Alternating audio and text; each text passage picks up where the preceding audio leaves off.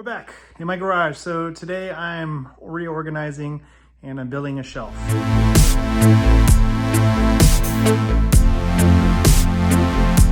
So I've built a bike rack that holds 3 bikes out of 1-inch PVC.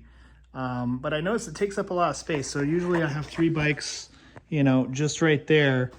But then I have like all that floor space taken up. So I'm going to build I'm going to actually build a shelf that goes above and around those bikes so I can put stuff on top of it. And then also I'm going to put it where I can like hang like helmets and gloves and whatnot. So it all makes sense. So anyway, I got my wood. So these are 96-inch long 2x4s. And this is my miter saw. And that's the mess because I had to move everything out of the way. This is all my HVAC junk, so a lot of this is going to be going on top of that shelf. So anyway, here we go. Now I am in no way a carpenter. I am totally just DIYing this myself. We'll see how it comes out. But all right, so I'm trimming about 1 inch off. So this is 96 inches. I've got 95 inches just because the space between there and there isn't. It's about 8 feet or 96 inches, but it's really tight and I want to have a little bit of wiggle room. I'm using 3-inch deck screws. They're T25. So we're going to go ahead and put 2 of them into this. This is the back brace. This is just for the frame. The reason I'm going up this way is because I think about it, I should probably go this way because the wood's a lot stronger that way. But it makes it harder to mount. So I think it should be fine because most of the weight's going to be pressing on the straight down, so it should be all right.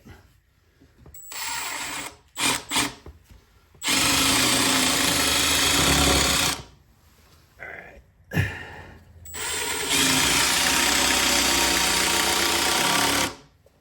So I got a 6-foot mark right there, and I got a 7-foot mark up there, and then that's 8 feet.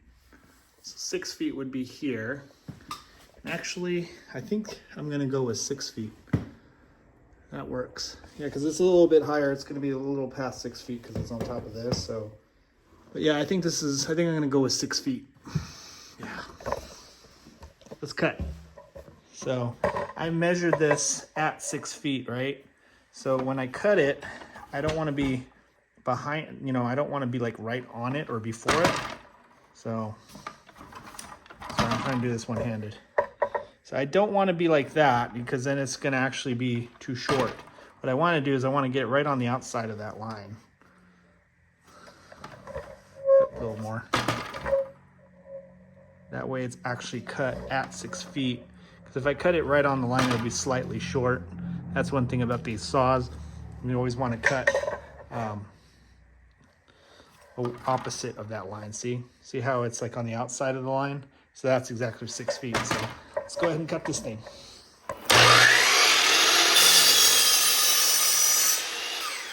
We got our first one. Let's cut our second one. And we're gonna actually cut 4 of these.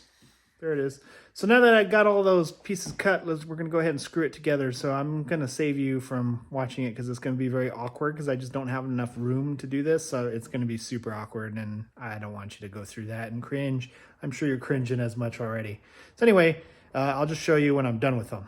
Here we go. All right, so we got the basic frame all set up. I'm kind of running out of wood. I might have to get some more, but we'll see. I think I'm okay. Worst case scenario is I'll need some more, just to do the platform part, but I think the frame I have enough wood. So what I'm gonna do is I'm gonna put one piece going across here. I'll have a piece going across here, and then all the scraps we'll use for the middle stuff, and then I'll have something going across here. So yeah. Alrighty, so we got the basic frame, and I totally ran out of wood. I need 2 more pieces, so total of 12 pieces. I still have some scraps, so I'm gonna put those across here. What I'm going to do to brace this, because if I put weight on this, it's going to bend a little bit. I'm actually going to put a piece here, and then I'll have a piece coming up at an angle like that to just give a little more support. It should be fine even without it. I mean, it's pretty strong. I'm not going to put anything like super heavy up there either, so it should be totally fine. But then I do want to put one piece across and another piece across, and then I'm going to put a couple more here. And then I was thinking about, since I'm going to have this beam coming up here like that, I could put hooks on it, and then I can hook like helmets and whatnot on there. All right. So actually just putting this cross member right here has already increased its stiffness like a lot. I'm still gonna do the thing though, because I kind of like the idea of like hanging stuff. And if I don't like it, I could just take it off. So it's not a big deal. So in order to achieve that cut, we're gonna use our miter. And the way we do that is we're gonna put it at a 45-degree angle, which is right there. So let's do that.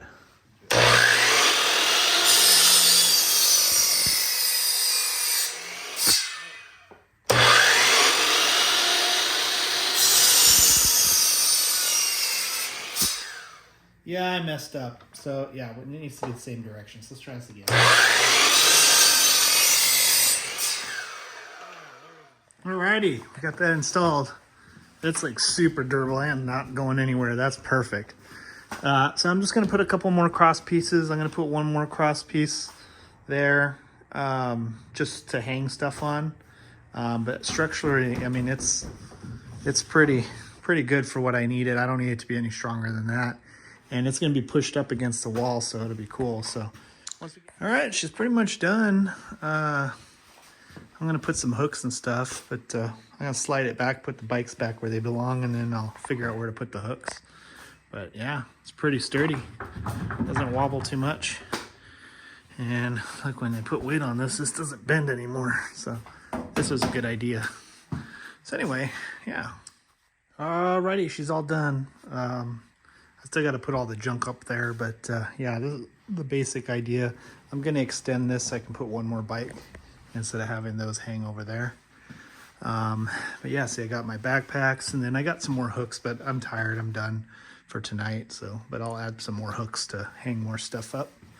So yeah, so hopefully you like this video, and hopefully it gives you an idea, inspires you to do something like this, because my garage is ridiculous, and I'm trying to get it clean, and it's been a process.